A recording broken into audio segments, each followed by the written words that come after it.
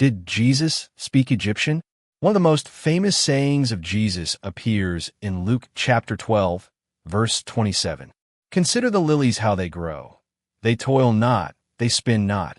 And yet I say unto you that Solomon in all his glory was not arrayed like one of these.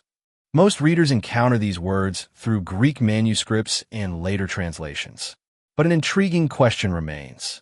What language did Jesus originally speak when he taught this saying? The New Testament tells us that Jesus spent part of his childhood in Egypt. Following the threat from Herod, Joseph and Mary fled with the young Jesus into Egypt, where they remained until Herod's death.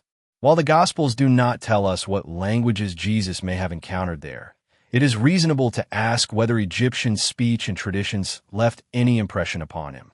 This presentation explores a highly speculative possibility. What if the famous Lilies saying preserves echoes of an older Egyptian wisdom oral tradition? On this slide, you can see a proposed Egyptian transliteration reconstructed by back-translating Egyptian lexical sources.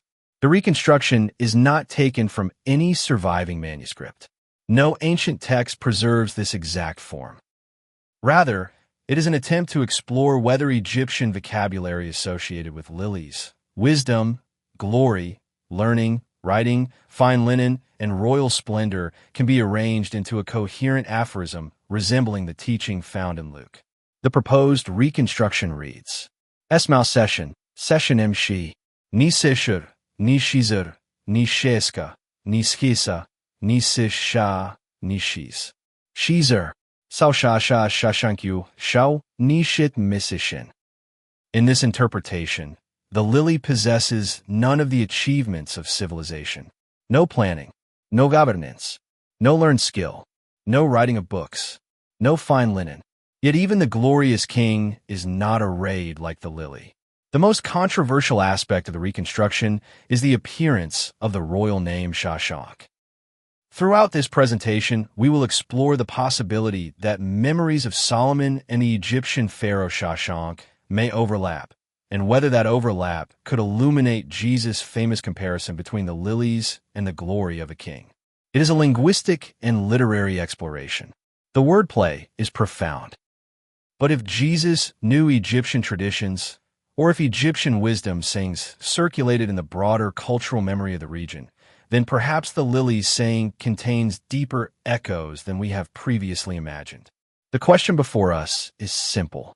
Was Jesus retelling an ancient wisdom, saying whose roots reached back into Egypt itself? Comparing Egyptian to Greek. On this slide, we place three versions of the famous lilies saying side by side. On the left is the familiar King James version of Luke 12, verse 27.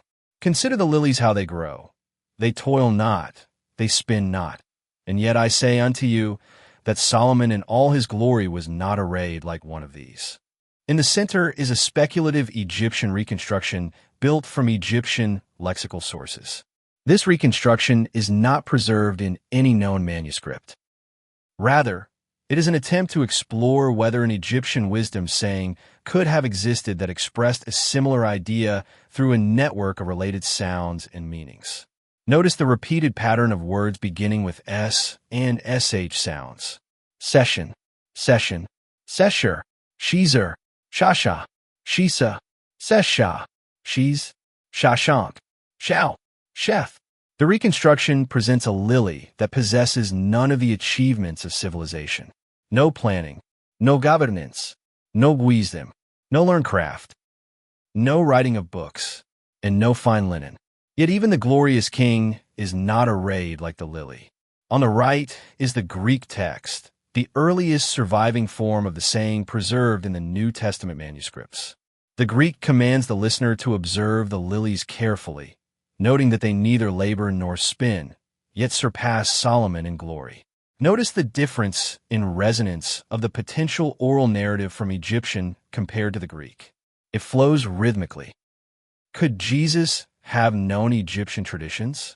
The Gospels tell us that Jesus spent part of his childhood in Egypt. While we do not know what languages he encountered there, it is possible that Egyptian stories, sayings, and wisdom traditions survive in the cultural memory of the region. If so, perhaps the Lilies saying was more than a spontaneous illustration. Perhaps it was the retelling of a much older wisdom tradition. Whether that possibility is ultimately correct remains uncertain. But placing the three forms side by side allows us to compare their structure, symbolism, and sound patterns, and to explore how a simple teaching about flowers may preserve echoes of a much older world. Comparing Egyptian to Aramaic. On the left is the familiar King James Version of Luke 12, verse 27. In the center is a speculative Egyptian reconstruction based on Egyptian lexical sources. On the right is an Aramaic transliteration representing the language that many scholars believe Jesus most commonly spoke during his public ministry. The Aramaic column is important because it reflects the mainstream view. Most historians and biblical scholars agree that Jesus lived in an Aramaic-speaking environment.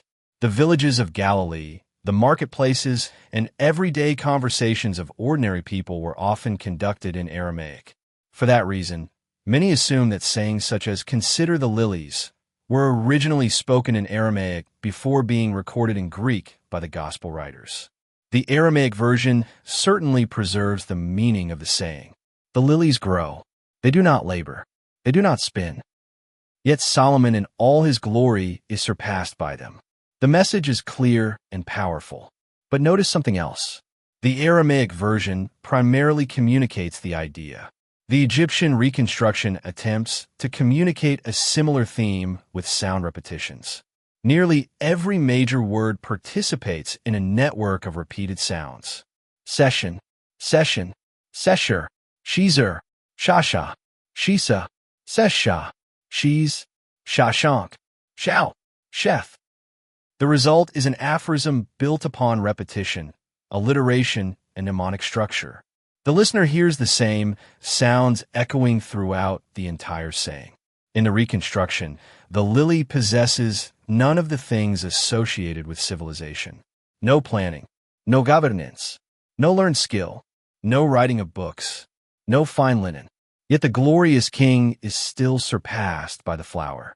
Whether historical or not, the Egyptian version functions more like an oral classical wisdom proverb. It compresses a large number of related ideas into a short sequence of repeated sounds. The saying becomes easier to remember, easier to recite, and potentially more powerful when spoken aloud. Of course, this does not prove that Jesus spoke these words in Egyptian, nor does it prove that the reconstruction reflects an authentic ancient text. But it does raise an intriguing question. If Jesus knew Egyptian traditions from his childhood, and if older wisdom sayings survived in cultural memory, might the Lilies saying once have existed in a form that relied on sound play as much as meaning? The Aramaic version preserves the teaching. The Egyptian reconstruction adds a poetic form. And the difference between those two approaches lies at the heart of this exploration.